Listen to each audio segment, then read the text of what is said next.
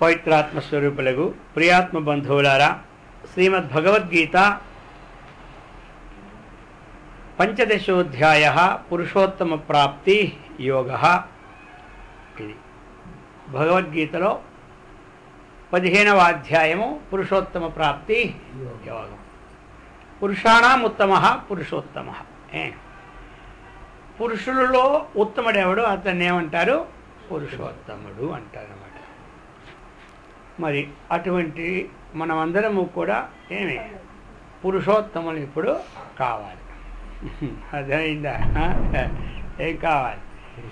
పురుషోత్తములు కావాలి. అది అందుకు ఈ శరీరములో ఎప్పుడవుతాం పురుషోత్తములు? మనం శరీరాన్ని నడిపించినటువంటి ఏ దివ్యశక్తి అయితే ఉన్నదో ఆ శక్తిని మనం తెలుసుకున్నప్పుడే పురుషోత్తములు అవుతాం. ఉత్తమ పురుషుడు ఎవరు అంటే అది కదా మరి. పురుషాణం ఉత్తమ, ఉత్తముడు. ఉత్తముడు అంటే నీతి నిజాయితీగా నడిచేవాడిని కూడా ఉత్తముడే అంటారు. ఆచరణ చక్కగా చేసేవాడిని కూడా ఉత్తముడే అంటారు. అర్థమైందా? ఆచరణ వేదం ఏం చెప్పిందో ఆ పనులు చేసేవాడిని ఉత్తముడు అంటారు. ఈ ఆశ్రమంలో ఉన్నప్పుడు ఆ ఆశ్రమ ధర్మాన్ని చక్కగా నిర్వర్తించిన వాడిని కూడా ఉత్తముడే అంటారు. వీళ్ళందరూ ఉత్తములే.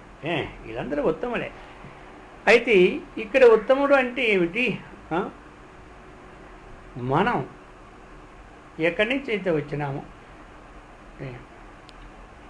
ఆ స్వరూపాన్ని బుద్ధి ద్వారా విచారించి దానికంటే అధికమైనది ఇంకొకటి లేదని తెలుసుకుని ఆ స్థితిని సర్వకాల సర్వావస్థల యందు మనం జ్ఞప్తించుకోవాలి. అర్థమైందా? అంటే పని పాటలు మానేసి కాదు.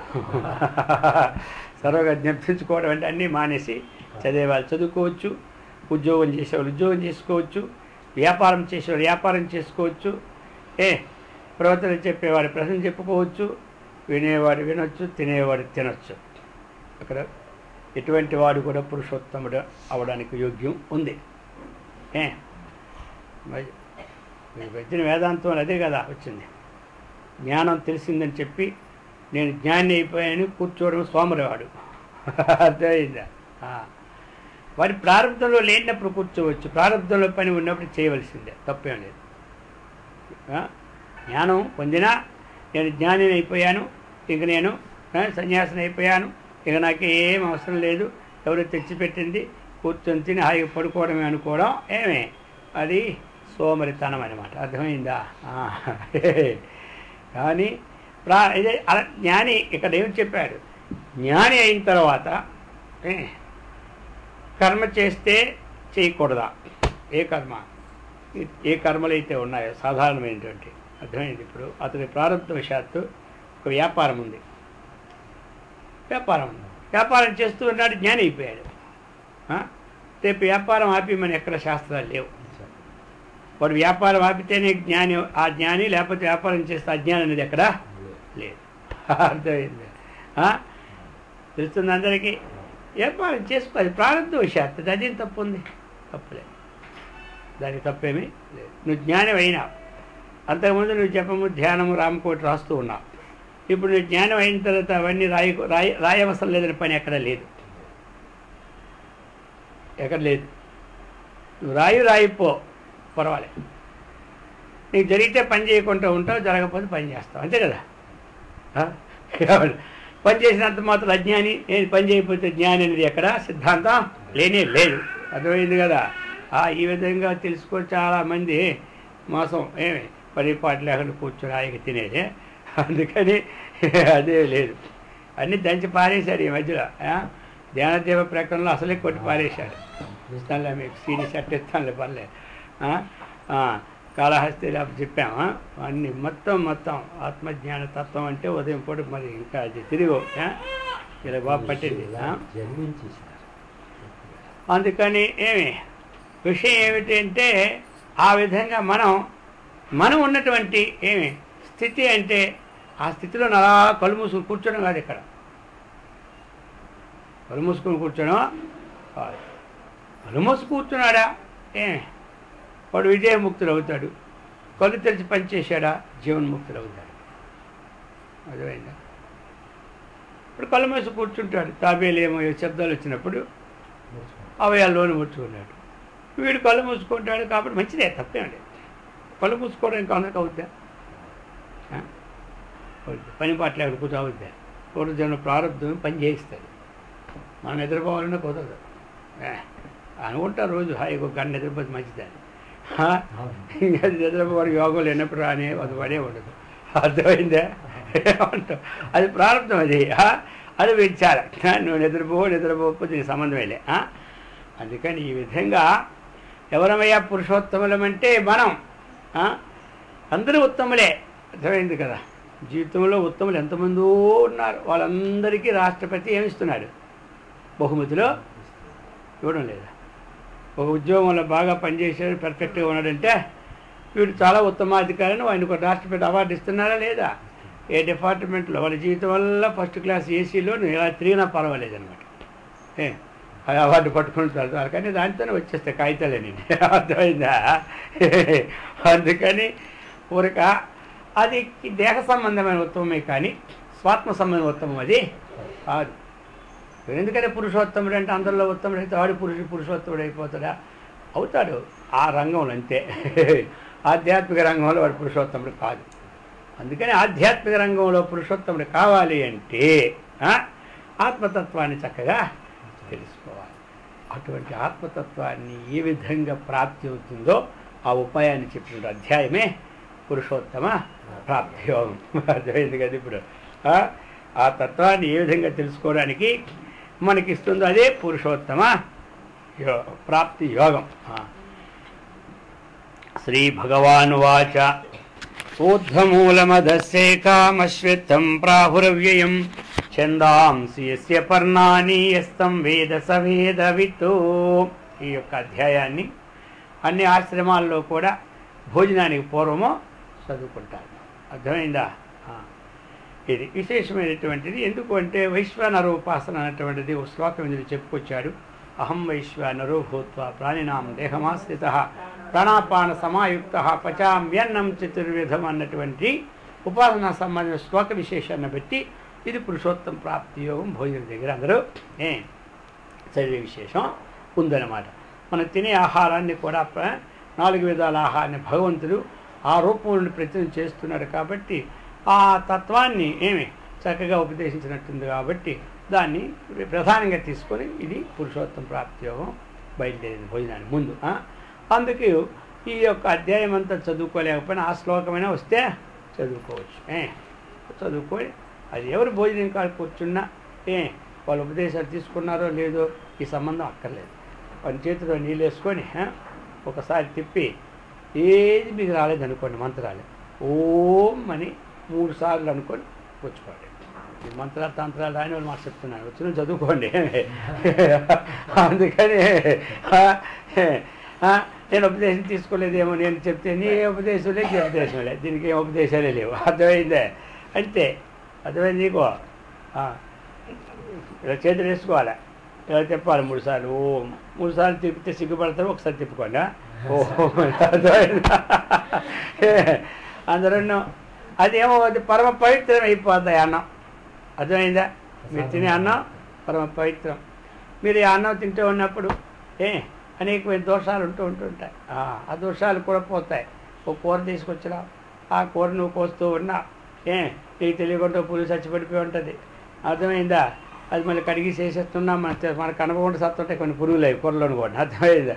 ఆ పప్పులు చేస్తాం ఎప్పటి నుంచో ఆ పప్పు గింజ చెకింగ్ చేస్తామా, ఆ గింజలో చిన్న పురుగు దూరింది అనుకో, మనం అందులో కళాయిలు వేసామనుకో, అర్థమైందా? మాడి చేస్తుంది. ఆ మాంసం తినేవాళ్ళకి అది రుచి తగిలిందంటే అంటుంటాడు. లేదే లేనివాడికి మాత్రం మళ్ళీ అది ప్రకారంగా అనేక చిన్నవన్నీ వంట చేసినప్పుడు వస్తూ ఉంటుంటాయి. అది ఇక వడ్డించే వాళ్ళు కోపం వచ్చే సిరమర్లు ఎక్కడా సిరమర్లే. ఆ సిరమర్లు కానీ ఇంట్లో కానీ ఇదిలో కానీ వదలవు అనమాట. ఎవరి మాట కాదంటే వాళ్ళకి సిరమర్ల. ప్రతివాడు నేనే శత్రువు లోకం అంతా వచ్చింది కూడా అది వదులుకుంటే కానీ మోక్షం రాదని చెప్తూ ఉన్నా సాత్విక అహంకారము, రజోరాస అహంకారం, తామస అహంకారం. అర్థమైందా? వాడి తమోగణ అహంకారం రజోగణి నీకు సాత్విక మంచిగా చేస్తాడు కానీ అందులో సాత్విక అహంకారం. అందుకని ఇవన్నీ దోషాలు మనకి పోవాలంటే మళ్ళీ క్లియర్ కావాలంటే ఆ భోజనం చేసేటప్పుడు చక్కగా మలయాళ స్వామి వారు అందుకే చెప్పినారు, ఈ విధంగా మీరు ఆ యొక్క ఏదో ఒకటి అనుకోండి. మీకు అంతా భగవద్గీత చదవాల్సిన పని ఇప్పుడు స్కూల్లో కూర్చుని ఆ భోజనం అందరూ తింటారు, మనం గీతలు చదువుతుంది పిచ్చి పెట్టినట్టుంది ఇలా అంటారా. అందుకని మీకు ఏమొద్దు ఓం అంటే చాలు. ఎందుకంటే సమస్త వేదాలు ఏ మంత్రానికైనా ఓంకారం లేకపోతే పని అవ్వదు. అందుకని ఓం చెప్పుకోండి చాలు. ఇది కష్టమా? అందరికీ చెప్పు. కష్టమా? అవుతుందా? పోలే. ఎప్పుడు మళ్ళీ సార్ నువ్వు వచ్చినప్పుడు అది నీకు చెక్కింగ్ చేస్తా. అర్థమైందా? నువ్వు మళ్ళీ సార్ వస్తావు కదా, నీకు ఎన్ని శ్లోకాలు వచ్చో ఏమి లేదో అది పట్టియాలి.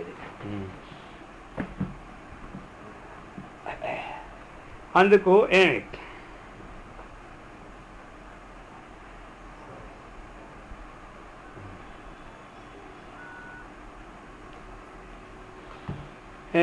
అందుకోసం ఏమిటంటే అది చెప్తున్నాను.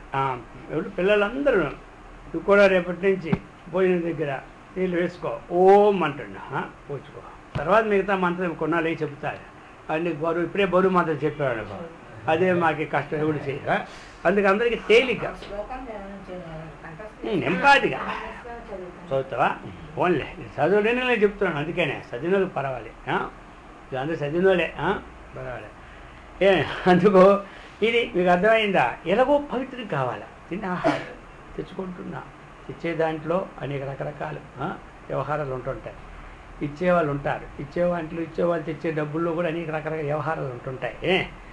మనం లోకమే వ్యవహారాలు లేనిది ఎవరికోసం చెప్పండి.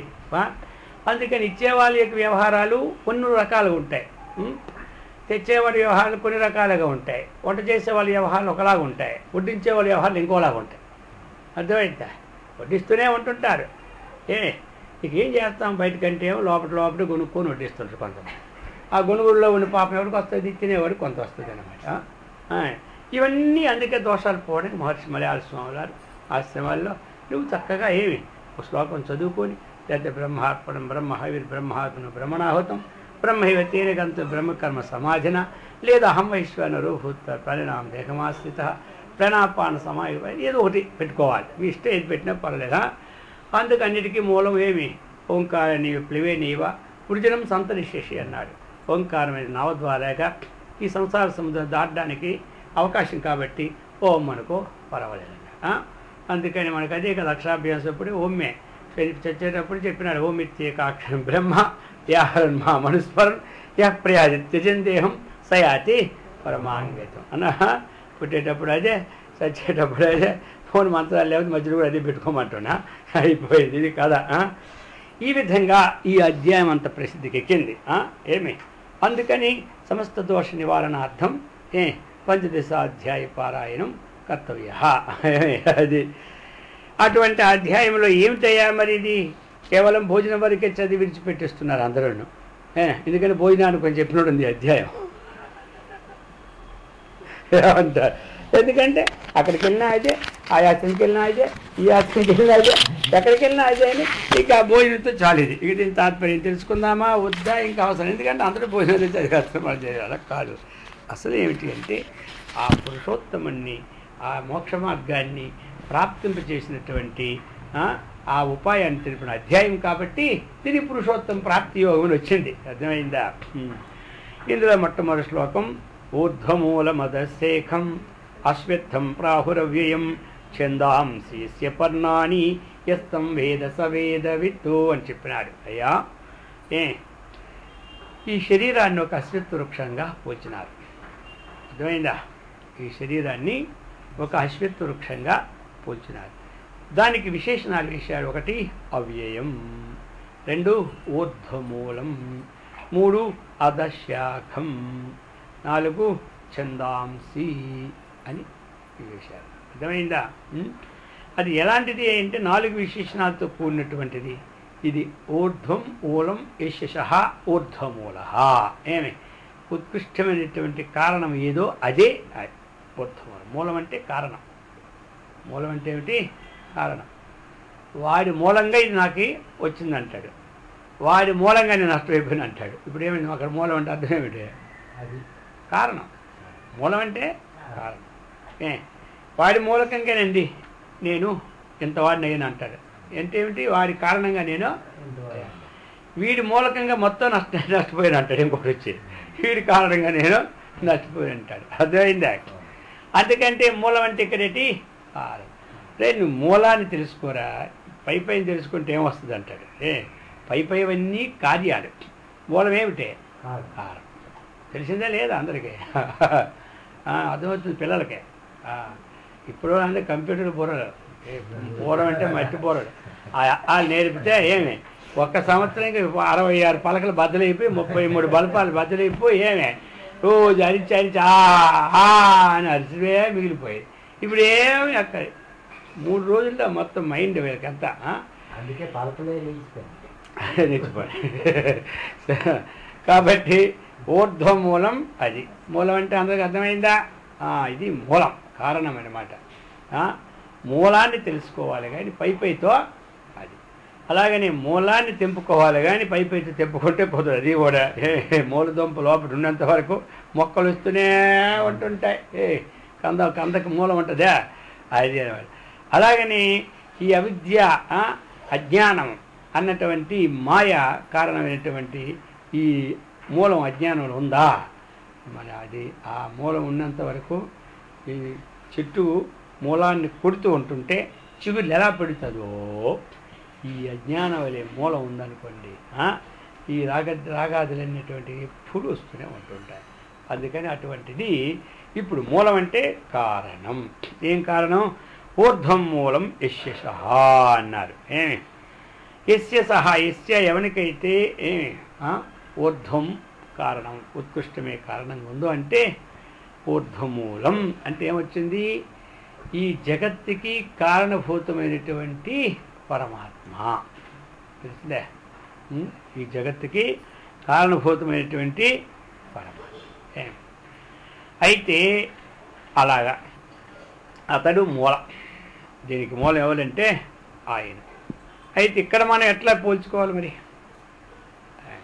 ఇప్పుడు 2 విధాలు కదా. ఒక అర్థంలో ఆయన మూలం అనుకున్నాం, ఇంకొక అర్థంలో మూలం. మూలం అంటే చెట్టుకు మూలం ఏమిటి? చెట్టు పుట్టినా దానికి మూలం ఏమిటి? చెట్టుకు ముందే విత్తనం. చెట్టు ఎంత మంచిదయ్యా, వేరు అదే అనమాట. అర్థమైందా? చెట్టుకి మూలం ఏమిటి? వేర్లు. ఆ వేర్లు ఎంతవరకు అయితే మనం తీయలేదో అంతవరకు చెట్టు మొలుస్తూనే ఉంటుంది. కాబట్టి మామూలు ఆ చెట్లకి ఎక్కడ ఉంటుంది? మామూలు చెట్లకి ఎక్కడ మూలం? పైన కిందనే? కిందనే. అర్థమైందా? ఆ చెట్టుకి కిందన ఉంటారు. ఈ శరీరం అనే చెట్టుకి వేర్లు ఎక్కడ ఉంటాయి? పైన ఉంటాయి. ఆ వేర్లు కిందన ఉంటాయి, ఈ వేర్లు ఇవి మనకి. అర్థమైందా? ఇది 2వ ట్రిప్పులు. ఇక్కడ మనకు అర్థం ఏమిటి? ఊర్ధ్వమూలం. అయ్యా దీనికి వేరు లెక్క తీసుకుంటే ఇది పైన ఉంటుంది. అర్థమైందా? అది వేరు లెక్క తీసుకుంటే కిందన ఉంటుంది. అందుచేత ఈ విధంగా చెప్తూ ఉన్నాడు. పైన వేళ్ళుగా కలిగినటువంటిది ఈ చెట్టు ఊర్ధ్వమూలం. ఇప్పుడు ఏంటి? ఇది అర్థానికి వచ్చాం, గౌణ అర్థాన్ని తీసుకుంటున్నాం ఒక అన్వయం చేయడానికి శరీరానికి. ఊర్ధ్వమూలము అంటే ఏమిటి? పరమాత్మ. మామూలు అర్థం తీసుకుంటే ఊర్ధ్వం మూలం యస్య సహా, ఉత్కృష్టమైన కారణం గలవాడు. కారణం ఎవరికి ఉందో అతడు పరమాత్మ. బహువ్రీహి సమాసం అన్నమాట ఇది. అందుచేత ఉత్కృష్టమైన కారణభూతం ఎవరికి దగ్గర ఉందో అతడే ఊర్ధ్వమూలం. అది ఒక పరమాత్మ తప్ప ఇంకోటి దగ్గర ఎవరి దగ్గర లేదు. అయిపోయింది. సరే, అది అన్వయం. ఇప్పుడు మనం అన్వయం చేసుకోవాలి కదా ఇక్కడ శాస్త్ర ప్రకారంగా. ఏమిటి ఊర్ధ్వమూలం అంటే? ఈ యొక్క అశ్వత్థం అనే వృక్షంగా పోల్చారు దేన్ని? ఈ శరీరాన్ని. దీనికి వేర్లు ఎక్కడ ఉన్నాయంటే పైన ఉన్నాయి చెప్పుకొచ్చారు. అశ్వత్థము అంటే ఏమిటి? ఇప్పుడు మనకి అశ్వత్థం అంటాం. అశ్వత్థం అంటే రావి చెట్టు పేరు కదా అందరికీ. మరి ఇప్పుడు శరీరం నందు అన్వయించేశాడు. ఏమి దీని అక్కడ అశ్వత్థం అని అది పేరు ఉంది. ఇప్పుడు ఈ శరీరానికి అశ్వత్థం అని పేరు పెట్టాడు ఇందులోను. అంటే దాని పోలికలు దీనికి ఉన్నాయి. దాని పోలికలు దీనికి ఉన్నాయి. అందుకని కాస్త సాదృశ్యాన్ని కలిగింది కాబట్టి ఇది పేరు పెట్టాడు దీనికి. ఈ చెట్టు కానీ గాలి వేస్తే కానీ ఆకులు అల్లాడవు, కదలవు. ఒక అశ్వత్థ వృక్షానికి గాలి లేకపోయినా ఆకులు ఎప్పుడు కదులుతుంది. ఇది విశేషం అన్నమాట. అర్థమైందా? ఆ విధంగా ఈ శరీరంలో అవయవాలు ఎప్పుడూ కదులుతూనే ఉంటుంటాయి. ఎవడైనా కదలకుండా కూర్చోగలడా? ఎవరు కూర్చోలేడు. కీళ్ళు తిప్పడమో, కాలు తిప్పడమో, ముక్కు దూకోవడమో, ముఖం దూకోవడమో, లేకపోతే పీపో ఏదో ఒకటికి అయ్యేలో అయ్యేలో కదులుతూనే ఉంటుంటాడు. దీనికి ఎల్లప్పుడూ ఖాళీ కూర్చుంటాడు. ఎవడైనా ఎవడు కూర్చోడు. అది దీనికి గాలి లేకపోయినా ఇది ఎలాగైతే ఊగుతుంటాయో అశ్వత్థ వృక్షంగా కూడా గాలి లేకపోయినా ఆ ఆకులు రెపరెపలాడుతూ ఉండే స్వభావం సృష్టించాడు. కాబట్టి ఆ పోలికల్లో ఇది అశ్వత్థమని వచ్చింది పేరు. ఇక రెండవది ఏమిటి అర్థం? శ్వః స్థాతుం నభవతీతి అశ్వత్థః. శ్వః అంటే సంస్కృతంలో రేపు అన్నమాట. రేపటికి స్థాతుం ఈ శరీరం ఉంటుందని నభవతి అస్తిత్వం తిరిగి లేదు కాబట్టి ఇది అశ్వత్థం అన్నారు. సంస్కృతంలో శ్వః అంటే ఏంటి? రేపు అన్నమాట. రేపు అని అంటారు. మనం ఎలాగైతే తెలుగులో రేపు అంటాం, అలాగే ఆ సంస్కృతం శ్వః స్థాతుం నభవతీతి అన్నాడు. అశ్వత్థ ఉంది కదా అక్కడ. శ్వః థః ఏమిటి? ఈ ఏంటి? నా వస్తుంది. ఎప్పుడే సత్యము ఉంది, నా సత్యము అసత్యము, నా ధర్మము అధర్మం. ధర్మము కాని దాన్ని ఏమంటారు? అధర్మం అంటారు. సత్యము కానిది ఏమంటారు? అసత్యం అంటారు. అలాగనే ఇక్కడ కూడా స్వత్థము కానిది అశ్వత్థం. స్వత్థము అంటే ఏమిటి? స్వత్థం అంటే రేపటి వరకు ఉంటుందన్న నమ్మకము లేనిది అశ్వత్థం. అర్థమైందా? ఎవరికైనా మనం అంటే ఉంటాం 100 సంవత్సరాలు, కానీ గుండె మీద చేసుకొని రేపటి వరకు నువ్వు ఉంటావు లేదు చెప్పగలమా? ఏమంటావు? గుండె మీద చేసుకొని ఎవడైనా రేపటి వరకు ఉంటాయని ఎవడు చెప్పలేడు. చెప్పగలరా? చెప్పలేడు.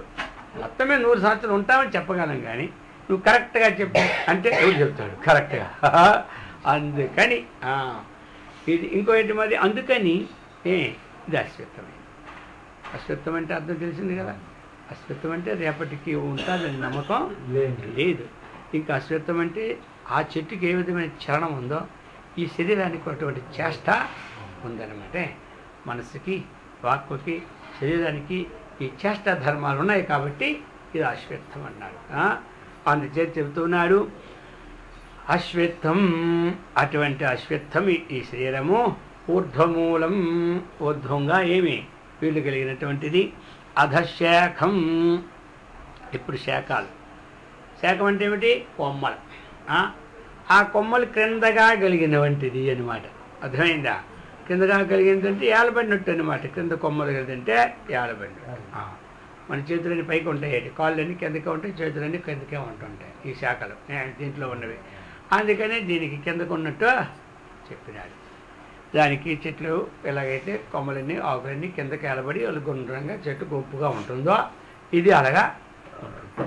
అది చెప్తున్నారు. ఊర్ధ్వమూలమదశాఖం అశ్వత్థం ప్రాహు అవ్యయం. అవ్యయం అన్నాడు. అవ్యయం అంటే ఏమిటి? నాశము లేనటువంటిది.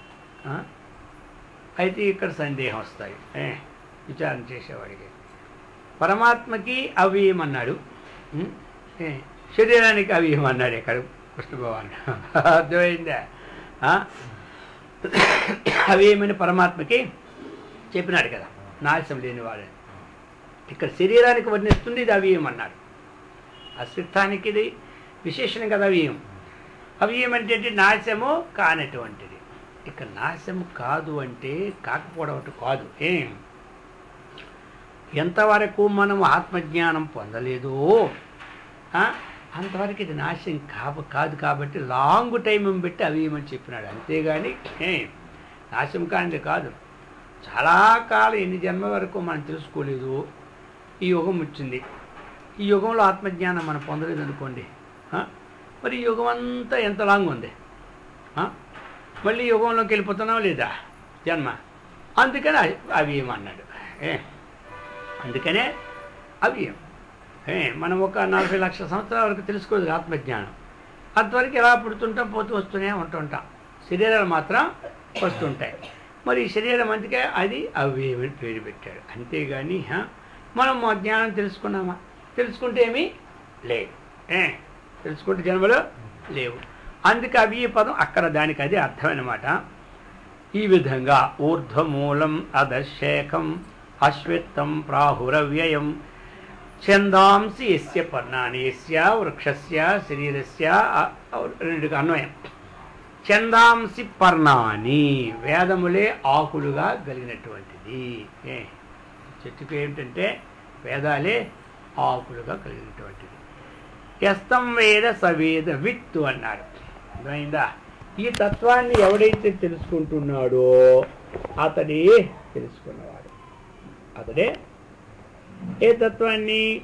ఇది ఊర్ధ్వమూలం ముఖ్య కారణమైనటువంటిది, లేకపోతే పైన కొమ్మలు ఉన్నటువంటిది. అధశేఖం ఆ వేదములే దీనికి కొమ్మలుగా కలిగినటువంటిది. అర్థమైందా? ఆ విధంగా నాశము అశ్వత్థం అంటే ఏమిటి?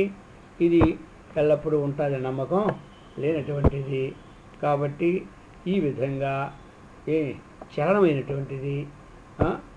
ఈ ఆత్మజ్ఞానంతో పొందినంత వరకు బహుకాలం వరకు కూడా నాశము కానటువంటిది.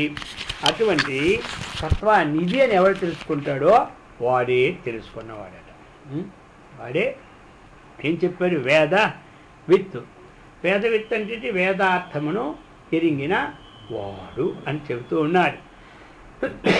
అందుచేత ఏమే ఈ యొక్క వృక్షము వర్ణనికి వర్ణిస్తున్నాడు 2వ శ్లోకంలో. అధచ్చోర్ధం ప్రసృతాస్తస్య శేఖా గుణ ప్రవృద్ధా విషయ ప్రవాళా అధశ్చ మూలాన్యనుసంతతాని కర్మానుబంధీని మనుష్యలోకే. ఇక ఈ ఎలాగుంటాయంటే మనకి ఈ వృక్షం యొక్క కొమ్మలు అధహ అంటే కిందకి, ఊర్ధ్వం అంటే పైకి, ప్రసృతాః చక్కగా తస్య శేఖాః ఈ వృక్షం యొక్క కొమ్మలు పైకి పోతాయి, కిందకి వస్తూ ఉంటుంటాయి. ఇంకా ఏమిటి అర్థం? గుణ ప్రవృద్ధాః విషయ ప్రవాళాః చక్కగా ప్రవృద్ధమవుతూ ఉంటుంటాయి అన్నమాట గుణాలన్నీ. ఎట్లాగా? విషయ ప్రవాళాః ప్రవాళములు అంటే ఏమిటి? లేత కొమ్మల చక్కగా కనబడుతుంటుంటాయి కోమలంగా. అప్పుడే వస్తూ ఉన్నట్టు ఆకులు చూస్తే దాని పేరు ఏం పేరు?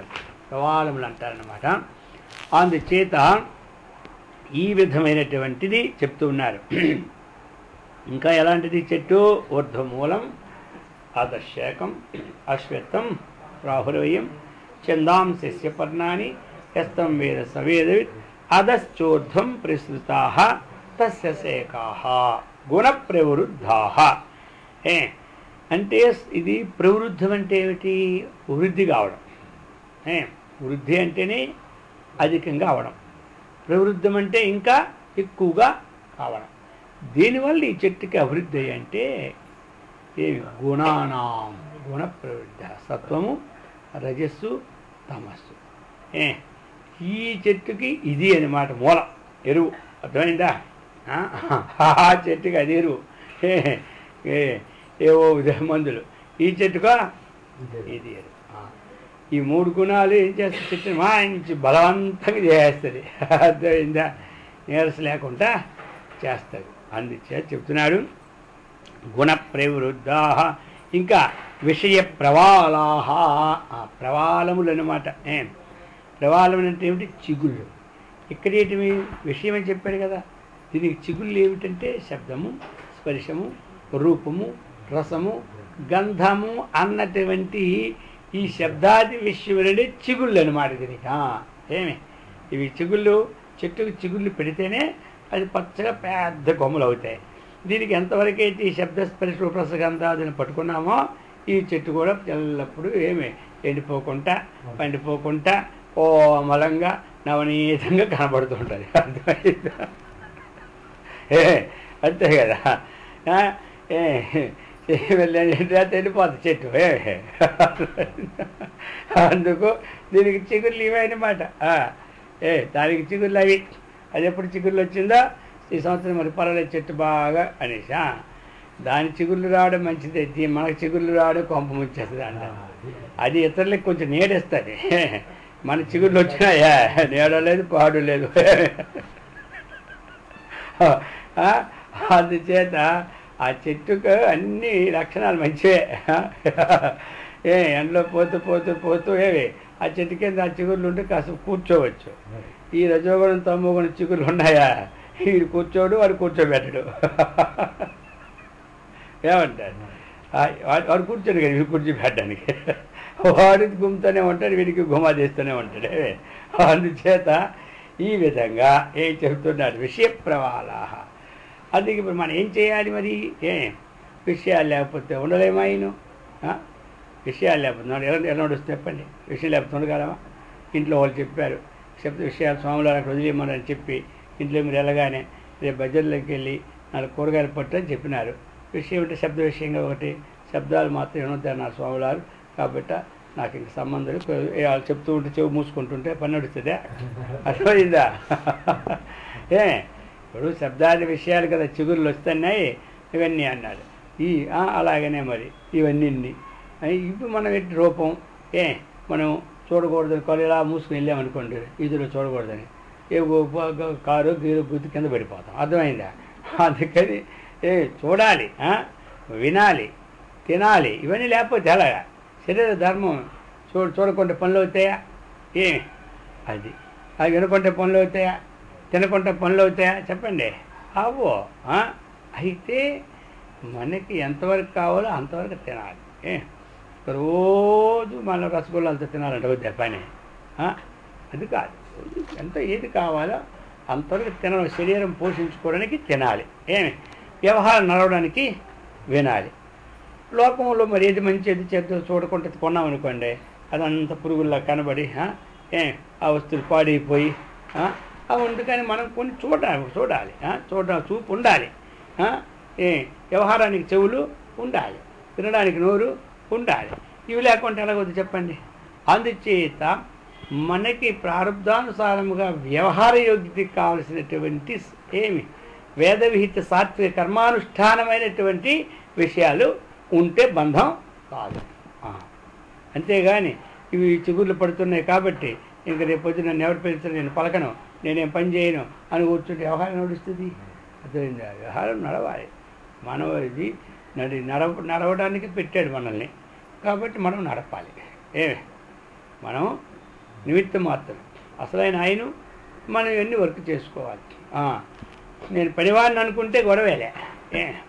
భగవంతుడు యజమాని, మనమందరం ఎవరము సేవకులు. అర్థమైందా? భగవంతుడు యజమాని, మనము సేవకులం. అది మనం ఇప్పుడు నేనే భగవంతుని అన్నాం అనుకో,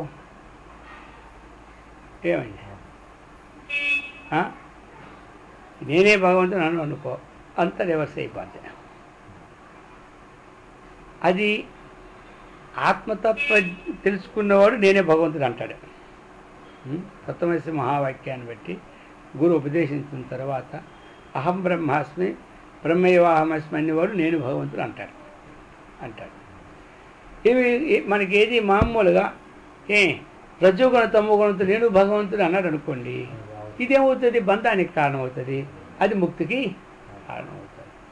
ఇదేమవుతుంది? అసురు గుణం అని చెప్పినాడు. తత్వం తెలియకుండా నేను ఎవడైతే భగవంతుని అనుకుంటున్నాడో ఎందుకని నన్ను పూజించాలి, నన్ను సేవించాలి, అర్థమైంది కదా? నన్ను పూజించాలి, నన్ను సేవించాలనే భావంతో ఎవడైతే భగవంతుని నేను చెప్పుకుంటూ ఉన్నాడో వాడు అసుర ప్రవృత్తి కలవాడే కానీ దైవీ ప్రవృత్తి కలవాడు కావాలని చెప్పేసాడు. ఎవరు చెప్పినాడు కదా? ఈశ్వరోహమహం భోగి సిద్ధోహం బలవాన్ సుఖి ఆఢ్యో విజనవానస్మి ఓన్యోస్తి సదృశోమయ యక్షేదాస్యామి మోదిష్య ఇత్యజ్ఞాన విమోహితా అన్నాడు. వీళ్ళు ఎవరయ్యా అంటే అజ్ఞానము చేత మోహితులైనటువంటి చెప్పేసినాడా లేదా? అందుకని మనము ఆ భావము రజోగుణంతో కూడి వచ్చినటువంటిది. అప్పుడు ఏమైపోయింది, చెట్టు రజోగుణము అయ్యే దానికి బాగా సత్వహినట్టు అయింది. ఇక ఈ చెట్టు ఏమవుద్ది, రజో రాగాత్మకం విద్ధి. ఏమి ఎప్పుడైతే ఆ రాగం కలుగుతుందో, రాగం అంటే విషయాసక్తి, ఆ విషయాసక్తి కలిగినప్పుడు విషయం అనేది చిగుల్లో పుడుతూ ఉన్నాం. మీకు అర్థమైందా? ఈ రజోగుణం ఇక్కడ ఉండినప్పుడు ఈ మూలంలో ఆ విషయాసక్తి అక్కడ వచ్చేస్తూ ఉన్నది. అందుకని ఏమి ఇప్పుడు వీడు నేనే బ్రహ్మం అంటాడు, వాడు నేనే బ్రహ్మం అంటాడు. వీడిదేమో బంధానికి కారణమైంది, వాడిదేమో ముక్తికి కారణమైంది. అర్థమైందా? అందుకనే ఏమి వాళ్ళు ఎప్పుడు హరిరాము కానీ వాళ్ళపై మిగతా వాళ్ళు ఇవ్వో నేను ఎప్పుడు దాసును దాసును దాసును అనుకుంటుంటాను. విచారణ చేస్తే మరి ఒకళ్ళు నిలుస్తామని ఏమో దాసబుద్ధితో ఈ జన్మ గడిచిపోయి చాలు అనుకుంటుంటారు. వాళ్ళు వచ్చింది గొడవ. మరి వాళ్ళందుకే ప్రభుదాస్ అంటాడు, నేను బ్రహ్మను అనుకుంటే వీడికి ఒక అహంకారం, నాకు అహంకారం పెరిగిపోయినట్టు అయిపోద్దని మేము వృత్తిని విడిచిపెడుతున్నాం అంటారు ప్రభుదాస్ ఏటి. ఆ యొక్క హరే రామ హరే కృష్ణ ప్రథమ ఆయన. ఎందుకయ్యా ఐస్కానా ఎందుకయ్యా మరి తత్వం తెలిసి నేను బ్రహ్మను అనుకోకూడదంటే, ఏమో ఎప్పుడే అజ్ఞానం పడిపోతాం, నేను బ్రహ్మ నాకు ఒక అహంకారం వచ్చి నేనే దేవుడిని అనుకుంటాము, ఆ కారణం చేత మేము ఇప్పుడు దాసులం అయ్యే ఉంటాం అంటాడు ఆయన. సరేలే, ఇప్పుడు ఆ కారణం అదైతే పర్లేదు, ఏది ఆ కారణం తెలియకుండా ఉంటేనే ప్రమాదం కానీ ఏమంటారు. సరే, భగవంతుడు కూడా ఆ దాసోహం అంటే కొన్నాళ్ళకి ఆ దకారాన్ని దొంగతనం చేస్తానని మనం వింటున్నాం కదా. మన శ్లోకాల్లో మధుసూదన సరస్వతి ఎప్పుడూ కూడా దాసోహం అన్నాడు. మధుసూదన సరస్వతి సామాన్యుడా, ఎన్నిటికి వ్యాఖ్య రాశాడు, అది సిద్ధికి ఇంటికి రాసినాడు. ఆయన వ్యాఖ్య చాలా గొప్ప గ్రంథాలు రాశాడు, వ్యాఖ్య ఇది రాశాడు. ఆయన కూడా ఎప్పుడూ కూడా దాసోహం అని అనుకునేవాడు. ఎవరు దాసోహమితి యా బుద్ధి పూర్వమాసి జనార్దనే దాకార అపహృతస్తేన గోపీ వస్త్రాపహారిన అన్నాడు. అయ్యా కృష్ణ, ఎంత గొప్పవాడు అయ్యా. నా ఇంట్లో ఏమి లేవు కదా, ధనము ధాన్యం ఏమి లేవు, ఎన్నముద్దలు కూడా లేవు నా ఇంట్లో. అర్థమైందా? నువ్వు ఆ గోపికల ఇంటికి వెళ్ళావుంటే ఎన్నముద్దలు హాయిగా తినేవాడు, నీకు దొంగతనం చేసుకుని కుదిరేది. మా ఇంట్లో అటుకుల్లా లేవు. అర్థమైందా? నీకేది ఇష్టం నాకు తెలుసు. అరటిపళ్ళు అంటే అసలే లేవు, ఎన్నముద్దలు అంటే అసలే లేవు. ఎందుకంటే కృష్ణుడికి అరటిపళ్ళు అంటే మా ఇష్టమాట. అయినా సరే తొక్కలైన పెట్టినా తొక్కలన్నీ ఆయనకి ఇష్టమేనట. మరి అరటిపండుకు అంటుకున్న తొక్కలు కూడా ఆయనకి ఇష్టమే, అందుకని తొక్కలు పెట్టాడు ఆయన భక్తుడు. అర్థమైందా? ఈయనేమో మురిగిపోయి అటుకులు తెచ్చి ఆయన పెట్టాడు. పోనీ అవి లేవు ఇవి లేవు, నా పని నా బతుకే నాకు సరిపోతుంది. ఎల్లప్పుడూ గ్రంథరచన ఎందే కానీ వండుకోవాలని తినాలని నాకు లేదు. నేను ఎక్కడో భిక్షను తీసుకోవడం, నేను గంధం రాసుకోవడం. ఇంక నా దగ్గర కూడా దొంగతనం చేశావు, ఏం చేస్తాం, నీ దొంగ బుద్ధి ఎక్కడ మారుతుంది అన్నాడు ఎవరు. మధుసూదన సరస్వతి ఏం దొంగతనం చేశాడంటే దకారం దొంగతనం చేశాడు. ఇది అనమాట. ఆయన ఎప్పుడు దాసోహం వీటి దగ్గర ఏమి దొరకలే, ఆ దాచి దొంగతనం తీసి పట్టుకెళ్ళిపోయాడు. చివరికి ఏమి మిగిలింది, అర్థమైందా?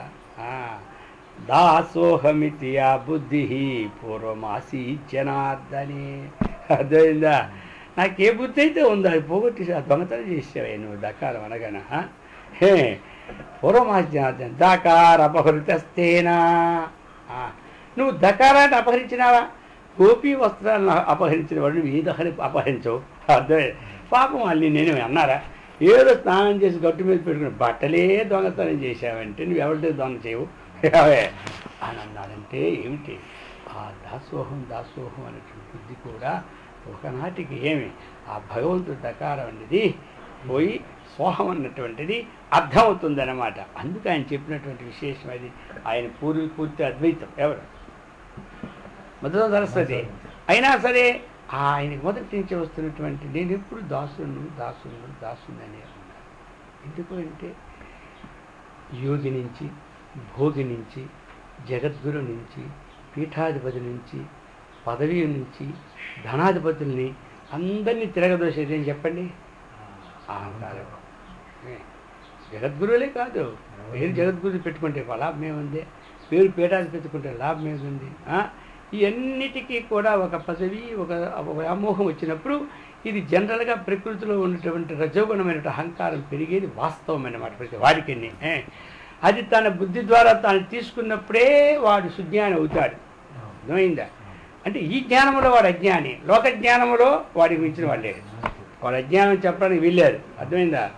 అహంకార అజ్ఞాన కాదు. కంప్యూటర్లు కనిపెట్టి, సెల్ ఫోన్లు కనిపెట్టి, అక్కడ టవర్స్ పెట్టి, మనకేమో ల్యాండ్ ఫోన్ వరకు వెళ్ళకుండా కూర్చుని దగ్గరేనే పడుకో ఈ సెల్ ఫోన్ మోగించిన వాడు అజ్ఞానే.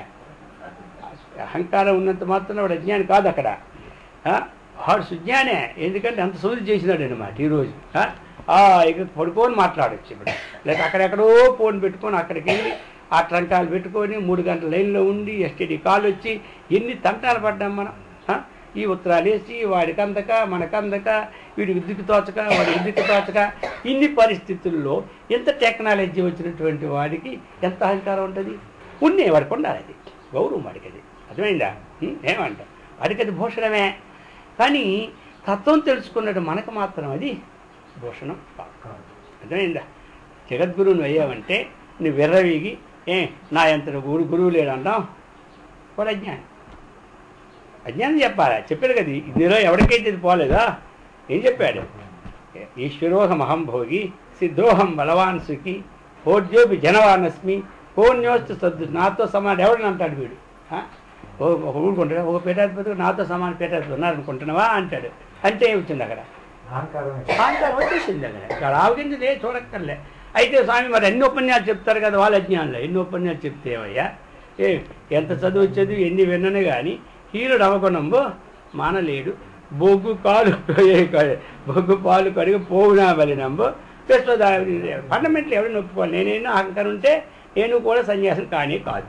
అర్థమైందా? అంతే, దాని తప్పేం లేదు. మీరు కూడా ఎవడైతే లేదండి ఫండమెంటల్ సిస్టమేటిక్ ఉన్నప్పుడు దాన్ని తీసుకోవాలి. నేను అహంకారి అని ఉండకూడదు. అర్థమైందా? ఎందుకు ఉండకూడదు? ఇది అని చేస్తుంది అన్నిటికీ. ఇదేం చేస్తుందంటే గుణ ప్రవృద్ధాహ అన్నాడు. ఈ చెట్టుని అభివృద్ధి చెందిన కారణం ఏంటంటే ఈ గుణాలు ఉన్నాయా, ఇది ప్రవృద్ధిని చేసేస్తుంది అన్నమాట. అందుకని సర్వసాధారణంగా వదిలించుకోవాలంటే వదలదు. ఏమంటావు? అది తీవ్ర ప్రయత్నం ఉండి ఆ తత్వంలో నేను పట్టుకోవాలి. ఇదంతా నేను ఇసుపు రావాలి, ఆనాడు వదులుతాడు. అర్థమైందా? లేకపోతే వాడి జీవితంలో వదలలేం మనం. అది చెప్తున్నాడు ఇక్కడ. గుణ ప్రవృద్ధాః విషయ ప్రవాళాః. ఈ 2 పాయింట్లు ఒకదానికొకటి సెట్ చేసి వెళ్తుంటాయి. అర్థమైందా? దాని ప్రవృద్ధి ఎప్పుడైందో ఆ విషయాసక్తిని పుట్టించేస్తుంది. ఇక వాడు తప్పించుకోలేడు. అయితే ఏమిటంటే సహజం, ప్రకృతిలో విషయాలకి సంబంధపడిపోవడం అది సహజం. కానీ తెలుసుకొని మళ్ళీ దాని నుంచి పడకుండా ఉండడం విశేషం. అర్థమైందా? నీరు పల్లంకపోవడం సహజం. మనకి ఇప్పుడు కావాలి కాబట్టి మెరక చేసుకోవాలి. అలాగనే ప్రతి వాడికి ప్రమాదో ధీమతాం.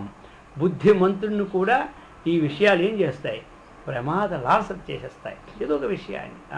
ఆ సంగీతం, శబ్దము, ఇక కొంతమంది ఎన్నాళ్ళు ఏదైనా సరే ఆ సినిమా పాటలు ఉంటాయా, ఆ సంస్కారము, ఆ పాటలు ఇంటిగా నిద్రపడతాం వాడికి.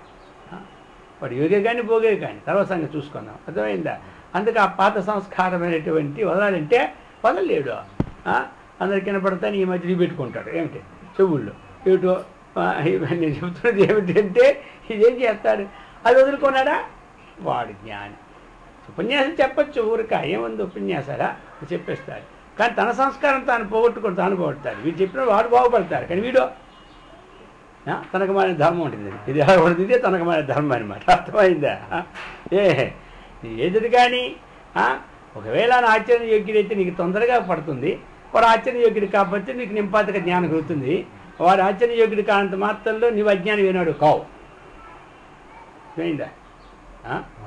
డాక్టర్ ఆచరణ యోగ్యుడు అనాచరణ యోగ్యుడు మనకు అవసరం లేదు. ఆయన మందులు రాసిన మనం తెచ్చుకున్నాం. ఆ మందు వేసుకున్నా మన వ్యాధి పోతుంది. నీకు అర్థమైందా? వాడు ఆచరణ యోగ్యుడైతే వాడి మీద నమ్మకం ఎక్కువ ఉంటుంది. అది 10 మాత్రలు వేసుకునేది మనకి 1 మాత్రతో విశ్వాసం పెరిగిపోతుంది. ఇంత తేడా. అర్థమైంది? ఇంత తేడా. కాకపోతే వాడు ఆచరణ యోగ్యుడైనప్పుడు మనకు వైరాగ్యం ఎక్కువ కలుగుతుంది. వాడు అనాచరణ యోగ్యుడైనప్పుడు కొన్ని వైరాగ్యం మనకు తక్కువ కలుగుతుంది. జ్ఞానంలో కలిగిపోతుంది. శాస్త్రం చెప్పింది, వేదం చెప్పింది, వీటితో సంబంధం లేదు. అది అలా పరంపరా శబ్దజ్ఞానం వస్తూ ఉన్నది కాబట్టి దాంట్లో దోషం లేదు. అహం బ్రహ్మాస్మి అని తత్వమసి మహావాక్యం చెప్పినాడంటే ఆ వాక్యం అంతే, ఎవడు విన్నా ఎవడు చెప్పినా.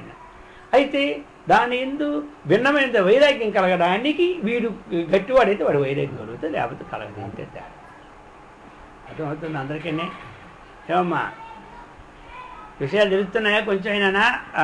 అది అది ఏ శాస్త్రం ఏదైనా సరే దాంట్లో ఉన్న మాధుర్యం అదనమాట. మనం రోజు చదువుతుంది భగవద్గీత లాగే ఉంటుంటుంది. ఎంత ఉంది అందులో తత్వం, సర్వశాస్త్రం ఈ గీత అనమాట. అందుచేత ఇది మనం సూక్ష్మగ్రాహ్యంగా గ్రహించుకోవాలి. ఎందుకంటే మనం తత్వాన్వేషణకు వచ్చాం కాబట్టి, లేకపోతే ఎందుకు మనకి తగలబాటు హాయిగా తిని శుభ్రంగా ఉండేవాళ్ళం, గొడవ లేకుంటే. ఇది ఒక గొడవ మనకి ఇప్పుడు.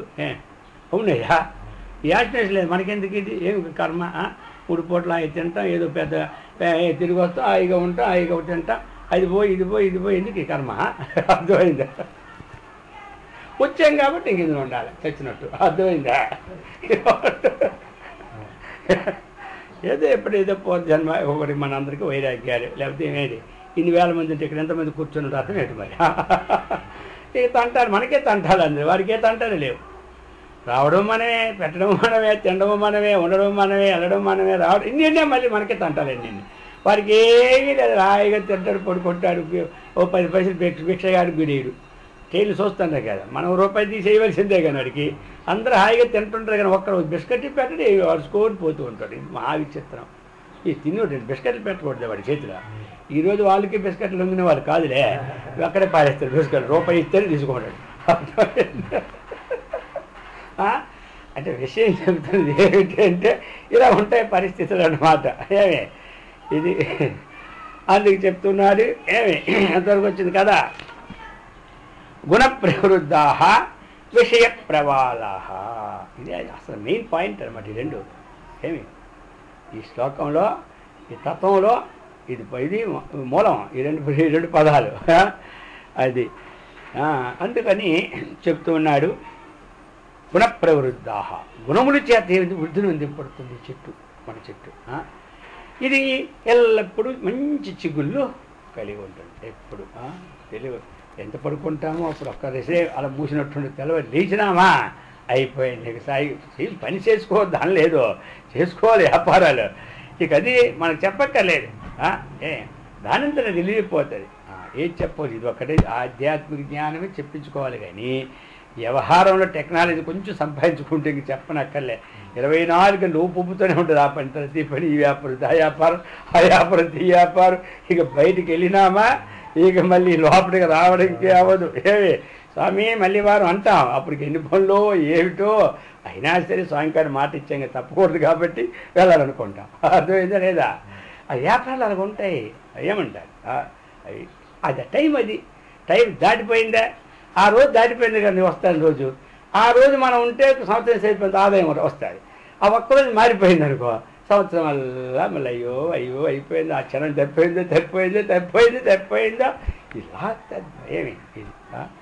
రెండోది ఇంకోటి ఉందిలే, ప్రాకన్మానవ హాని వృద్ధులు మహారణ్యంబులో దాగుండినన్ ఒకన్మానదు తను ఏ విధంబుగా పోషించి రక్షించినన్నాడు. మనకు రావాల్సింది ఎక్కడున్నా వస్తుంది. ఇప్పుడు వల్ల తప్పిపోదు. అయితే అది తప్పిపోదు అంటే విచారణగా తప్పిపోదు అంటే నేను ఆ రోజు ఎక్కడుంటే ఎంత బాగుండిపోను, అది సెటిల్మెంట్ అయింది, దాంట్లో వాడు 10 లక్షలు కొట్టేశాడు, ఆ కర్మ కాలిపోయిందిరా అని అనుకుంటుంది. ఎప్పుడో మరొకటి తగిలింది దాకా ఉంటుంది. అది అర్థమైంది. ఎందుకంటే ఆ ఇందు కదా ఏమి ఆ చిగుళ్ళని విషయాలు, ఆ శక్తి. అందుకని చెప్తున్నాడు వ్యాపారం చేసుకోవాలి. జ్ఞానానికి వ్యాపారానికి సంబంధం ఏమీ లేదు. మీరు చక్కగా భక్తికి పనికి సంబంధమే లేదు, జ్ఞానానికి పని ఆపణ సంబంధం. పనులు చేసుకోవాలి. భక్తి అంటే దేవుడు అలా మొక్క మన దగ్గర కూర్చొని అది కాదు భక్తి. మనము ఆ భగవంతుడి కంటే అన్యమైనడు ఇంకొకటి లేడు. ఆ భగవంతుని మనసారా ప్రార్థించుకునే భక్తి, అంతే. పని మానేసి కూర్చొని భక్తి కాదు. అర్థమైందా? పని మానేసి కూర్చొని భక్తి సోమర్థనం అది. అందుకని ఆ భగవంతుణ్ణి మన మనసులో పెట్టుకోవాలి చక్కగా. ఎక్కడ చూసినా భగవన్మయం. ఆ రాముడు అంటే రాముడు ఇష్టమైతే రామమయం, కృష్ణుడి కృష్ణమయం, దేవి ఇష్టమైతే దేవీమయం అంతే. అలాగనే జ్ఞానం సంపాదించుకోవాలి. ఏమంటారు? జ్ఞానం సంపాదించుకుంటే ఏమో ఎప్పుడే వైరాగ్యం వచ్చిళ్ళు వాకలు వదిలేస్తామేమో ఈ భయమే లేదు. వైరాగ్యం ఉన్న వాళ్ళే బాల్తో పడిపోతుంటుంటే ఇంకా వైరాగ్యం వచ్చి ఉంటాడు. అదే అంత తొందరగా కాపాడుతుంటే తప్పిపోతాం, ఏమీ తప్పం. మీరు వినాలి కానీ ఇన్ని తర్వాతే ఇంత చిన్నప్పుడు వింటే ఏమో కొంతమంది అందుకే ఆ జోలికే పోకూడదు అంటారు. అర్థమైందా? వీళ్ళు పోయి మళ్ళీ ఏమో వీళ్ళు వాళ్ళు చూసుకుంటారు, వాళ్ళు నీళ్ళు చూసుకుంటారు లేదు అని భయం. అదే భయాలు ఇందులో లేవు. అర్థమైందా? అది ఆగించండి భయాలు. ఇది నేర్చుకుంటే ఆ ఇంట్లో తగులు లేకుండా, ఈదిలో తగులు లేకుండా, ఒంట్లో తగులు లేకుండా ఉంటాయి. లేకపోతే మా సోమవారు అనేవారు కదా, తలుపు చెక్కతే తమలపాకుతో తానెట్టంటే తలుపు చెక్కతో నేనెట్టంట అని మా విద్యానంద స్వామి చెప్పేవాళ్ళు. చిన్నదానికి కొట్టి తమలపాకు తిరగంటే వాడు తలుపు చెక్క కొడుతుంటాడు. ఇలా ఉంటుంది అన్నమాట. అందుకని మనము జ్ఞానం అన్ని సంపాదించుకోవడం ధర్మం. ఇల్లు వాకిలు విడిచిపెట్టాలనేటువంటి కర్మ ఇందులేమీ లేదు. ప్రజన పుణ్యం ఉండి ఏకాంతం కుదిరింది, లేకపోతే లేదు. అర్థమైంది కదా? అది మన ప్రారంభం మీద ఆధారపడి ఉంటుంది. ఎంతలో కాశీలు చేస్తారనుకుంటారు, వాళ్ళు ఎక్కడో ఇల్లు హాస్పిటల్ చేస్తున్నారు, మద్రాసులోనో ఎక్కడ బొంబాయిలోనో. అది మన ఇష్టమా? చావు ఎక్కడ చావాలనేది మన చేతిలో ఉందా? మనం అనుకుంటా అందరం ప్రతి వారికి ఉపన్యాసం చెప్తుంటే పోతే నాకు ఎంతో ఆనందం నాకుంటుంటుంది. అర్థమైందా? జపం చేసి జపమాలు పట్టుకోని పోతే నాకు ఎంతో అనేది. ఎలా పోయినా నీకు పర్వాలే. నువ్వు జపమాలు పట్టుకో, నువ్వు చచ్చినప్పుడు మనం చచ్చినప్పుడు స్వాహం అనుకో.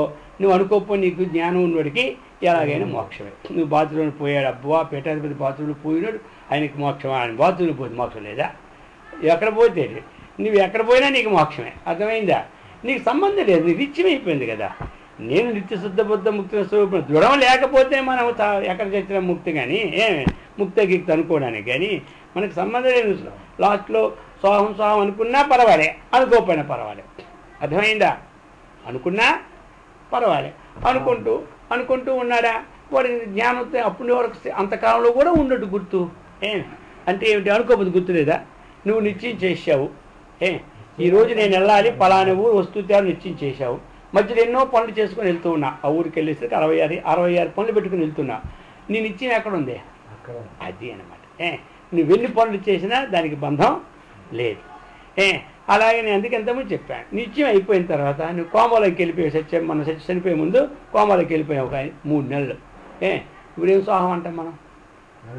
ఊపిరే మనకేం దిక్కులేదు, స్వాహం ఏమనేది. ఇప్పుడు మనం కోమాలో వదిలేసిన ముక్తి లేదా? ఈజీగా ముక్తే. ఉన్నప్పుడు ఏ నిశ్చయం నీ దృఢమైపోయిందో మనస్సులో, నీకు ఎప్పుడైతే తత్వజ్ఞానం నిశ్చయం అయిపోయిందో వెళ్ళిపోయింది నీ ముక్తి. లేని వాడికే వాడికి ముక్తి లేదు. అర్థమైందా? అందుకే నిశ్చయం ఇప్పుడు చేసుకోవాలి. అర్థమైందా? ఇది కథ. అందుకు గుణ ప్రవృద్ధా విషయ ప్రవాళా అదస్య మూలాన్యనుసంతతాని కర్మానుబంధీని మనుష్యలోకే. ఇక అదస్య మూలాన్ని అనుసంతతాని. అర్థమైందా? ఇక చెప్తున్నాడు దీనికి ఏమిటయ్యా? అదశ్చ. అదశ్చ అంటే ఏమిటి? కింద అదో భాగం. అదశ్చ అంటే క్రింది భాగం. అది చెప్తున్నాడు మనకి. అదశ్చ మూలాని అనుసంతతాని. ఇక దాని వేళ్ళు ఉన్నాయా? మూలాని వేళ్ళు అదశ్చ ఊర్ధ్వంచ కిందను ఉంటాయి, మీదను ఉంటాయి. ఎలాగా? అనుసంతతాని బాగా విస్తరించి ఉంటాయి. ఇక్కడ ఏం చెప్పాడు? అదశ్చ మూలాని అనుసంతతాని. అది అదశ్చ ఉంటుంది, ఊర్ధ్వానికి ఉంటాయి. అదశ్చోర్ధ్వం ప్రసృతాస్తస్య శేఖాః. అందుచేత అయితే ఎలాగో కిందకి మీదకి అంటే కిందకి పోతాడు, పైకి పోతాడు. ఎలా ఎందుకు పోతాడు ఇతడు? ఇప్పుడు ఏతాం మీద ఎక్కుతాడు, ఏతాం నీళ్ళు తీస్తుంటాడు. పూర్వం మటన్ లేనప్పుడు ఏం చేసేవాడు? ఒక కర్రగట్టి నూతులో నీళ్ళకి వేసి తోడుకుండోలు కదా, ఏతాం అంటారు దాన్ని. వాడు పైకి వెళ్తుంటుంది, కిందకి వెళ్తుంటాడు. పైకి వెళ్ళేప్పుడు నీళ్ళు బయటకు వస్తాయి, వాడు మళ్ళీ కింద దిగినప్పుడు నీళ్ళు ముంచుకోవడానికి వెళ్తుంటాడు. ఈ పక్క ఏతాలు లేవా? ఏతామంటే మీకు అర్థమాలే. అంటే బావిలో నీళ్లు తీస్తారు కదా, పైన ఒక కర్ర కట్టి ఆ పైన ఒక డెక్కిలాగా దిగి ఈ నీళ్ళు తీసి మళ్ళీ వంపి మళ్ళీ ముంచుతుంటారు కదా. లేవు. అది మోటార్లు ఇస్తే కదా ఇంకేముంటాయా, పూర్వం అలాంటి ఉండేవి అన్నమాట. కడతారు. వాడు ఎలా కిందకి పైకి వెళ్ళి వస్తూ ఉంటుంటాడో లేవులే మీకు అక్కడ, కిందకి పైకి ఎలా వెళ్ళి వస్తుంటాడో ఇది కూడా పైకి పోతాడు కిందకి పోతాడు. ఇలా ఎందుకు ఎలక్కరించిపోతాడయ్యా? కర్మానుబంధీని మనుష్యలోకే, తన కర్మను అనుసరించి ఊర్ధ్వానికి పోతాడు, ఉత్తమ లోకాలకి పోతాడు.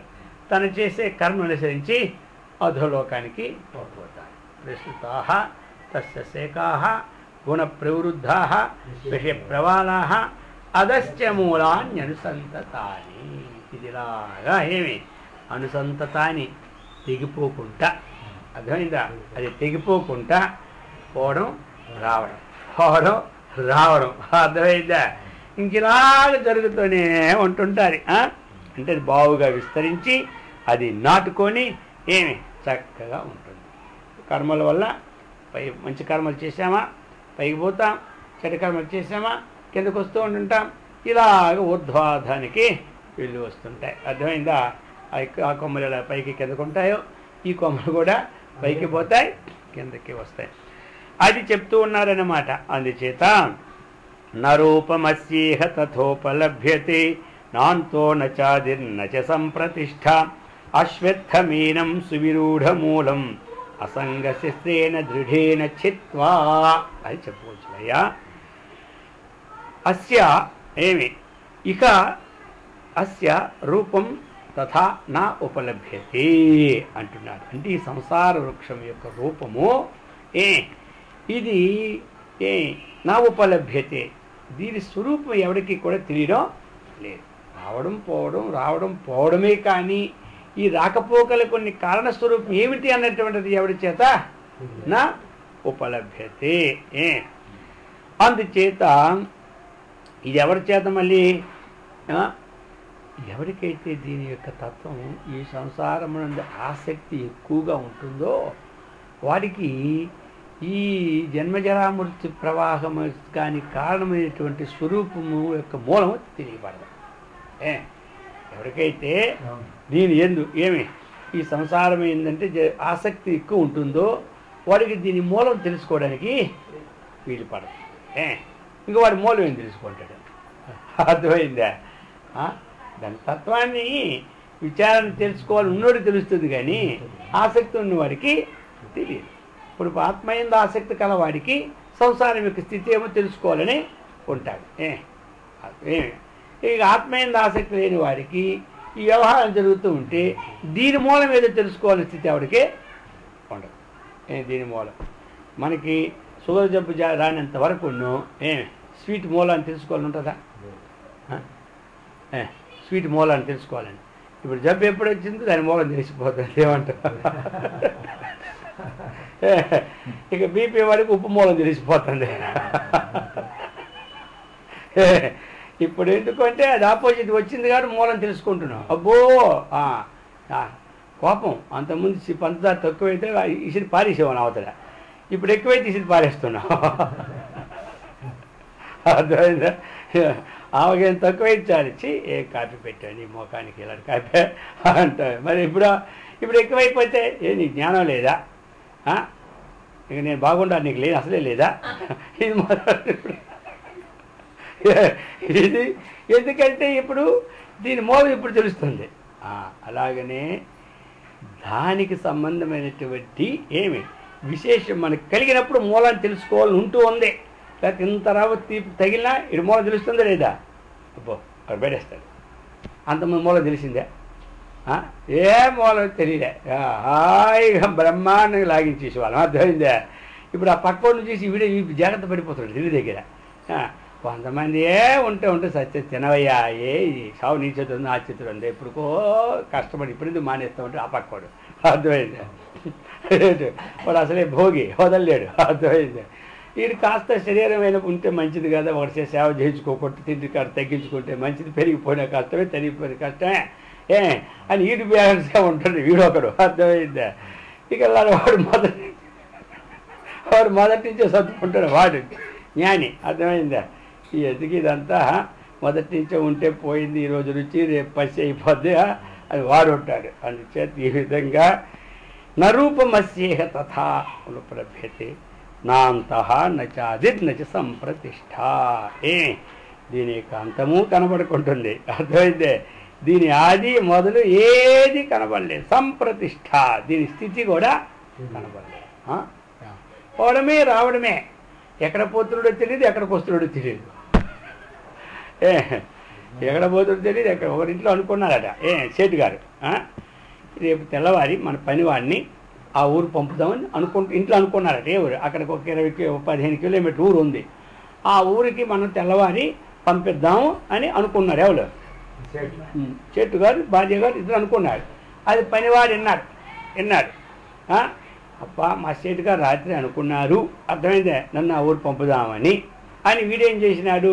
చీకట్లోనే వీళ్ళకి చెప్పలేదు. సేటు గారు చెప్పకముందే మన పని చేసి రావడం అనేది ఆ ఊరు వెళ్ళాడు. 15 కిలోమీటర్ నడుచుకొని మళ్ళీ వచ్చేసాడు. ఏమిట్రా ఎక్కడికి వెళ్ళామంటే, మీరు రాత్రి అనుకున్నారు కదా అక్కడికి పంపుదామని, నేను అక్కడికి వెళ్ళిపోయాను అన్నాడు. దేనికి పంపుదామని వాళ్ళు అనుకున్నాడు? అది ఇంతే కదా. ఈ పాపం చీకటి 4 గంటలకి వెళ్ళి 6 గంటలు లేట్ అయింది, గంట లేట్ అయింది, అప్పుడే వెళ్ళిపోయాను. 3 గంటలకి వెళ్ళి వెళ్ళిపోయినా అక్కడికి. ఏ ఊరా? మీరు రాత్రి అన్నారు కదా ఆ ఊరు వెళ్ళి పంపుదామని, నేను వెళ్ళి ఇచ్చేసినాను. ఇదనమాట. ఆ విధంగా మనం వెళ్ళడం రావడం జరిగిపోతూనే ఉంది. ఎక్కడికి వెళ్ళామంటే అక్కడికి వచ్చామంటే ఏది లేదు. అర్థమైందా? అందుకని చెప్తూ ఉన్నాడు, నరూపమస్యేహ తథా తదోపలభ్యతే నాంతో నచాదిర్నచ సంప్రతిష్ఠ అశ్వత్థమేనం సువిరూఢమూలం. అర్థమైందా? ఇది ఎలాంటిదంటే సువిరూఢ మూలం. ఈ మూలం ఎలాగుంటుంది? రూఢం అంటే బాగుగా నాటుకొని ఉందన్నమాట. అందులో విరూఢం బాగా నాటుకుందనమాట. సువిరూఢం అబ్బా కొంత అంట కదా, ఎలాగుంది అంటే బాగా ఉందంటాడు. ఆ పక్కవాడు ఎంత బాగుందో అంటాడు. ఎంత అంత బాగుంటాడు ఆ పక్కనే. ఆ బాగున్న దానికి 3 విశేషాలు అన్నమాట. ఆ విధంగా సువిరూఢ మూలం బాగా నాటుకుంది. అశ్వత్థ వృక్షం అనేక జన్మల నుంచి ఈ సంసార జన్మజరామృతుల ప్రవాహంలో పడిపోయి ఇంక ఇదే శాశ్వతమని బాగా నాటుకొని ఉండిపోయింది. అందుచేతయ్యా ఏనం అశ్వత్థం సువిరూఢ మూలం. ఈ చెట్టు, అందుకే రావి చెట్టు ప్రమాదం. ఏ చెట్టు అయినా పర్లేదు, కానీ రావి చెట్టు కానీ దగ్గర వేసుకున్నావా మనకు తెలియకుండా గోడలన్నీ పారేస్తావు రోజుకి. అంత గొప్పదనం రావి చెట్ట. అందుకే అలాంటిగా పోల్చినాడు ఈ చెట్టును కూడా. ఇది ఎప్పుడు కూడా మనల్ని అటువంటి సాగరంలో ముంచేస్తుంది ఏళ్ళు. అందుకే ఏం చేయాలి మరి ఇప్పుడు? మరి అర్జునుడి సంశయం వచ్చింది, ఏం చేయాలి మరి దీనికి అని ఆలోచిస్తున్నాడు. ఈ చెట్టుకి ఎలా ఛేదించాలి అని ఆయన ఆలోచన ఇప్పుడు వచ్చేస్తుంది. చెబుతూ ఉంటుంటే సూక్ష్మబుద్ధులు కదా, ఈ కంప్యూటర్ బోర్డులకు ఎలా ఉంటాయంటే ఆలోచన మీద వెళ్ళిపోతుంది చెప్పగానే. ఇది చూశాడు, ఏంట్రా ఇంతవరకు విన్నాడు, ఇప్పుడు ఏదో ఆలోచన చేస్తూ ఉన్నాడు అని ఆలోచించాడు కృష్ణుడు. ఆయన తెలిసిపోదా పక్కనుడు ముఖం ఎలా ఉందా తెలిసిపోద్దా, ముఖం ఎందుకు అలాగ వచ్చింది, ఎలాగొచ్చింది ఎదురుగున్నాడు తెలియదు, దూరంలో తెలుస్తుందా. ఆలోచిస్తావు ఎందుకైనా నేను చెబుతాను, నువ్వు ఎందుకు ఆలోచన పెట్టుకుంటావు, బుద్ధి పాడు చేసుకుంటావు అది ఏ విధంగా ఆ చెట్టుని కొట్టాలని కదా నీ ఉద్దేశం అంటే చెప్పేశాడు. అసంగ శస్త్రేణ దృఢేన చిత్వా అన్నాడు. ఎవరు చెప్పారు? ఇటువంటి బాగా నాటుకుపోయి చెట్టుని ఏది మీద కొట్టి పారేద్దాం అనిపించింది ఎవరికే? అర్జునుడి. అయితే ఏ శాస్త్రమా అని ఆలోచించి అసంగ శాస్త్రం ఇప్పుడు చెప్పాడు అని. ఈ అర్జునుడు చూశాడు. వెంటనే ఉన్నాను, నేను ఒక అరగంట ఉన్నాడు స్వామి అని చెప్పాడు. అరగంట ఉండు, అలాగే వెళ్ళొస్తాను బజార్, ఎక్కడ పని ఉంది అన్నాడు. వెంటనే వెళ్ళాడు, శస్త్రాలయానికి వెళ్ళాడు. ఎక్కడికి వెళ్ళాడు? శస్త్రాలయానికి. అక్కడికి వెళ్ళిపోయి ఏమండి అక్కడ చూస్తే మొత్తం ఎన్ని శస్త్రాలు అంటే అబ్బా అనేక ఆయుధాలు ఉన్నాయి. అవి అడిగాడు. బాబు ఒక అసంగ శస్త్రం ఏమండి అన్నాడు. ఎవరు? అసంగ శస్త్రమా? వాడి పేర్లన్నీ చదివేసి గంట పెట్టేది. ఈయన అరగంటకు వచ్చేస్తారని చెప్పినాడు. గంట పెట్టింది అనమాట. ఏ పేరు చేసినా సరే ఇది పలానీ శస్త్రం ఉంది, కానీ అసంగ శస్త్రం లేదు. పంపు ములిగింది. వాడి కోలు తిరిగిపోయింది. వెంటనే ఫోన్ చేశాడు ఫ్యాక్టరీకి. నువ్వు విండి పంపినావు కానీ అసంగ శస్త్రమే పంపలేదు, నా బేరం అంతా పోతుంది అన్నాడు. నీ దొంపదే ఫ్యాక్టరీలో అసంగ శాస్త్రం, ఆ ఫ్యాక్టరీ వాడు మళ్ళీ ఫైల్ ఎత్తగనమాట. ఇక్కడ వాళ్ళ దగ్గర శాస్త్రాల బుక్ ఒకటి ఉంటుంది అనమాట. ఆ బుక్ అలా ఎత్తికేసరికి వాడు 3 గంటలు పట్టింది. అందులో అసంగ శాస్త్రం ఎక్కడా దొరకలే. అర్థమైందా? ఈ శాస్త్రం ఎక్కడ దొరుకుతుంది అంటే వాడు ఎతికి వారికి కారం వచ్చింది. అయ్యా అసంగ శాస్త్రం అనేది ఉత్పత్తి ఇంతవరకు చేయలేదు, అది మా బైలా రూల్స్లోనే లేదన్నాడు. ఇది కొంప ములిపి అప్పుడు ఏంటి అర్జున ముఖం వాడిపోయినట్టుందని. ఏమీ ఆడలేదు, మీరు చెప్పినారని నేను వెంటనే ఏమి ఆ శస్త్రం కోసం చూసినాను. ఎక్కడ ఫ్యాక్టరీ వరకు వెళ్ళిపోయింది, మెయిన్ ఫ్యాక్టరీకి వెళ్ళిపోయింది. ఆ మెయిన్ ఫ్యాక్టరీ ఉత్పత్తికి వేదాంత గ్రంథం, ఆ గ్రంథం కూడా చూశారు. ఎక్కడ ఎంత గాబర నేను దగ్గర ఉన్నాను అనకూడదా?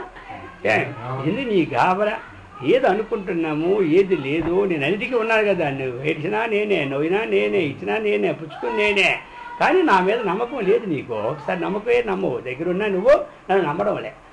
అలాగంటావా? నేను నమ్మలేదా? నమ్మినావంటే నువ్వు అంతలో ఎందుకు పోవాలి? ఏమి స్వామి శస్త్రం అడగొచ్చు కదా, నీకేమో తెలుసుకోవాలా? చేయి కొట్టిందిలే, టైం అయిపోయినా. కాబట్టి అర్థమైందా?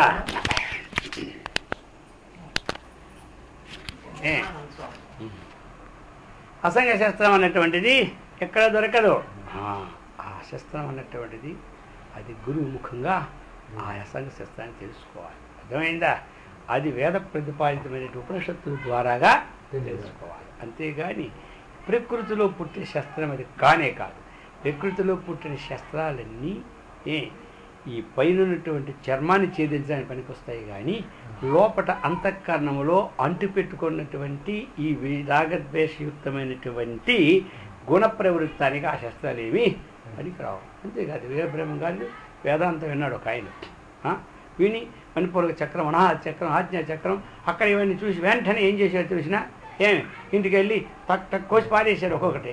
ఎక్కడ చూస్తే చక్రం లే, ఏముంటుంది ఉంటుంది. అవన్నీ కూడా చక్రాలు కనబడతాయా? అది ఒక సాధనకి స్థానాలన్నవి ఉంటాయన్నమాట. మన చిన్నప్పుడు వినలేదా? రోజు బాతు గుడ్డు పెడుతుందని చెప్పి ఎన్ని గుడ్లు ఉన్నాయో దీని దుంపాదేగా రోజుకు ఒకటి ఎందుకు ఒకేసారి తీసేసి మొత్తం లారీ ఎక్స్పర్ట్ చేద్దాం అనుకొని వెంటనే బాతుని కోసి పారేసాడు. ఆ గుడ్డులే ఉన్న గుడ్డు కూడా పోయింది. అర్థమైందా? ఏమంటారు? అందుచేత ఈ అసంగ శాస్త్రం అనేటువంటిది మనలోనే ఉంది. అర్థమైందా? మన యొక్క బుద్ధిలోనూ ఉత్పత్తి చేసుకోవాలి శస్త్రం. ఈ శస్త్రం అప్పటికప్పుడు తయారవుతుంది అన్నమాట, దాచుకుని ఎక్కడ పాత శాస్త్రం కాదు. అర్థమైందా? ఆ బుద్ధిలోనమాట మనం చేస్తున్నటువంటి పనులు ఏవైతే ఉన్నాయో, ఏ కర్మలు అయితే ఉన్నాయో, ఈ అన్నిటికీ కూడా ఆ అసంగమైనటువంటి ఆ పరమాత్మ స్వరూపానికి అంటవు. కాబట్టి అటువంటి స్వరూపం నేను కాబట్టి ఏమి కర్మ కానీ, కర్మ ఫలము కానీ, ఆ ఫలము అనుభవం కానీ, ఆ అనుభవం సంబంధించిన వాసన కానీ దానికి అంటదు. అర్థమైందా? అజ్ఞాన సంబంధమైనటువంటిది కానీ దానికి అంటదు. ఆ అజ్ఞానం చేసి మనకు ఉన్నటువంటి కర్మ చేస్తామా, కర్మలు దానికి అంటవు.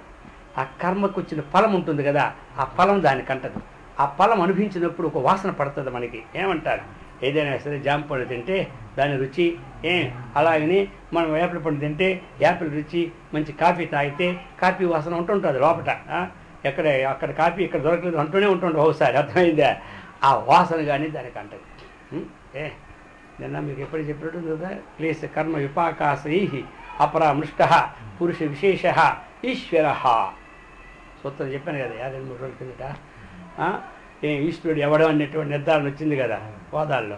అందుకని అది అవిద్యాది పంచక్లేశాలకు కానీ, ఈ కర్మలకు కానీ, వేదవిహిత కర్మలకు కానీ, కర్మ ఫలాలకు కానీ, ఫల సంబంధ వాసనలకు కానీ అంటదు ఎవరు లోపల ఉన్నటువంటి వాడు. కాబట్టి అటువంటి అసంగుడు నేను అన్నటువంటిది వచ్చి ఈ నిత్యకర్మలు చేస్తున్న నాకు సంబంధం లేనటువంటి భావం ఎప్పుడైతే బుద్ధిలో దృఢంగా కలుగుతారో ఆ దృఢ భావనే నీకు శాస్త్రము కానీ వేరే శాస్త్రమో లేదని చెప్పేసి ముగిస్తున్నాడు ఆ ప్రకరణం ఇప్పుడు. అందుచేత అటువంటి తత్వాన్ని ఎవడైతే చక్కగా తెలుసుకుంటాడో అదే పరమార్థ తత్వము అని చెప్పాడు. అర్థమైందా?